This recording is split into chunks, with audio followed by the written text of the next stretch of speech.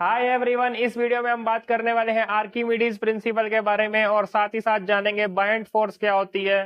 तो Archimedes principal ये कहता है कि जब भी एक ऑब्जेक्ट को लिक्विड में इमर्स करा जाएगा पार्शियली या फुली, तो उस पे अपवर्ड डायरेक्शन में एक फोर्स लगेगी जिसको बायंट फोर्स भी कहते हैं।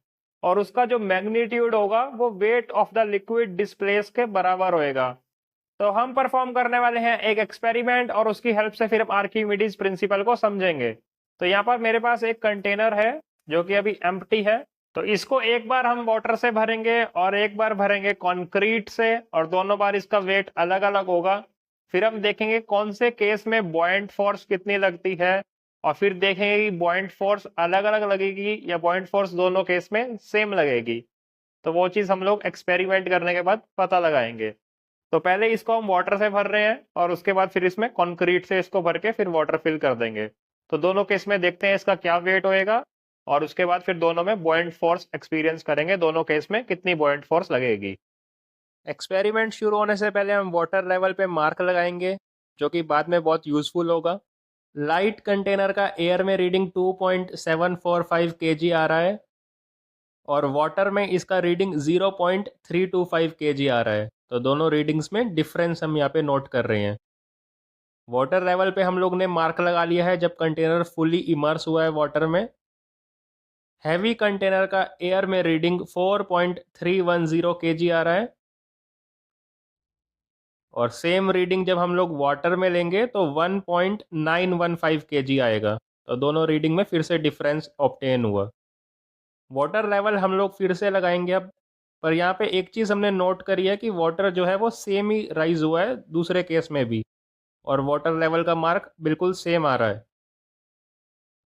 एक्सपेरिमेंट में जो भी रीडिंग्स ऑब्टेन हुई थी वो हमने यहाँ पे नोट कर ली हैं, और इसकी हेल्प से अब हम लोग करेंगे कैलकुलेशंस।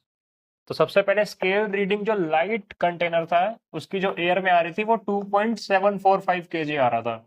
तो इसका अगर मैं वेट निकालूं तो इसको मैं 9.8 से मल्टीप्लाई कर दूंगा। 2.745 मल्टीप्लाई बाय 9.8, तो इसका लाइट कंटेनर का हमारे पास वेट आ जाएगा। तो इसको जब हम लोग वाटर में इमर्स कर रहे थे तो इस पे एक अपवर्ड डायरेक्शन में भी फोर्स लग रहा था, तो उस फोर्स की वैल्यू ही हमें निकालनी है यहाँ पे। तो ये फोर्स तो डाउनवर्ड डायरेक्शन में है जब एयर में है, ये डाउनवर्ड डायरेक्शन में है जब ये कंटेनर एयर में है।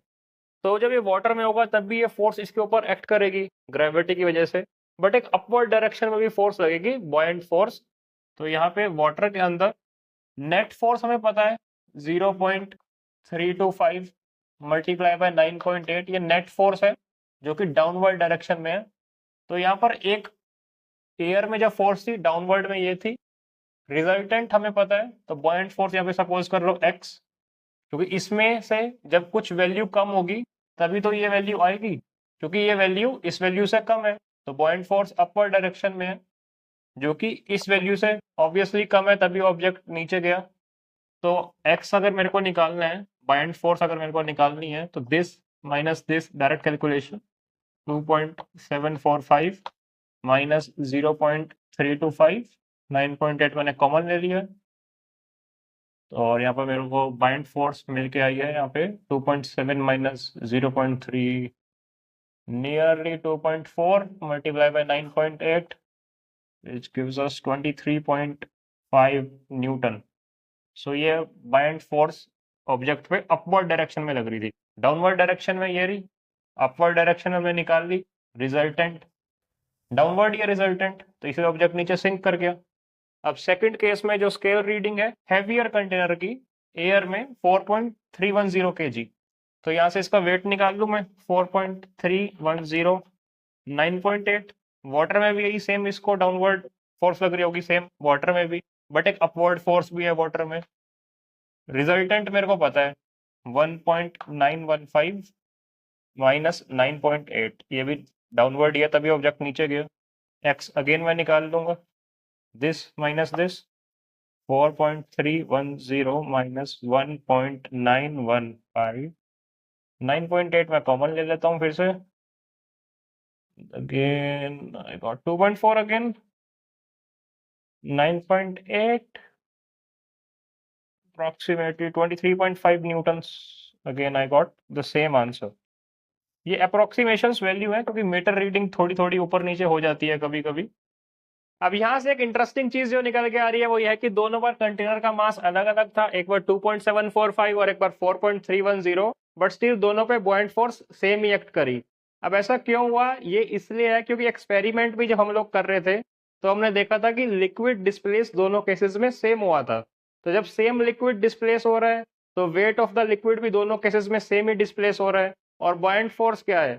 Buoyant force is equals to weight of the liquid displace. अब लिक्विड जब दोनों केसेस में सेम ही डिस्प्लेस हो रहा है तो same amount of volume displace हो रहा है, same amount of volume displace हो रहा है तो सेम अमाउंट ऑफ वेट भी डिस्प्लेस हो रहा है।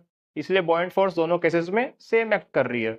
अब बॉइंट फोर्स को हम एक और तरीके से भी निकाल सकते हैं। अगर हम wait of the liquid displace निकाल लें तो वहां से भी बॉइंट फोर्स को हम लोग निकाल सकते हैं। तो यहाँ पे जो मैंने ग्लास कंटेनर यूज करा था उसकी लेंथ और ब्रेथ मेरे को पता है, और हाइट हम वो यूज करेंगे जो दोनों वाटर लेवल्स के बीच का डिस्टेंस है। तो दोनों वाटर लेवल्स के बीच का डिस्टेंस हम लोगों ने मार्क करा था, तो उसको जब मैंने कैलकुलेट करा स्केल से तो 1.8 सेंटीमीटर ऑब्जर्व हुआ। और यहाँ पे ग्लास कंटेनर जो मैंने यूज करा था उसकी लेंथ 44.5 सेंटीमीटर है, और उसकी जो ब्रेथ है वो 30 सेंटीमीटर है, और हाइट हम लोग ये वाली यूज कर रहे हैं जिससे volume of the liquid displace हम लोग निकाल पाए, LBH। तो आईएच यहाँ पे आई है 1.8, दिस इज सेंटीमीटर क्यूब, क्योंकि हम लोग निकाल रहे हैं वॉल्यूम। तो वॉल्यूम जब इसको मैंने कैलकुलेट करेंगे हम लोग, तो कैलकुलेशंस करने के बाद ये आती है nearly 2400 centimetre cube, this is volume.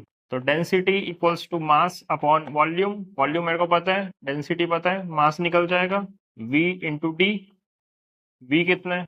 2400, D 1 है, तो मास निकल के आ गया 2400 ग्राम्स।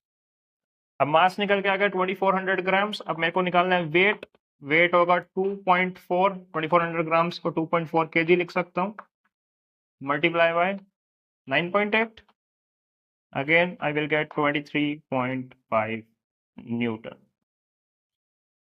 यहाँ से दोबारा से देखो, wait of the liquid displace 23.5 Newton फिर से आ गया।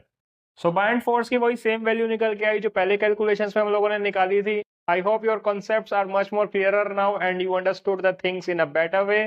We will meet in the next video. Till then, stay happy.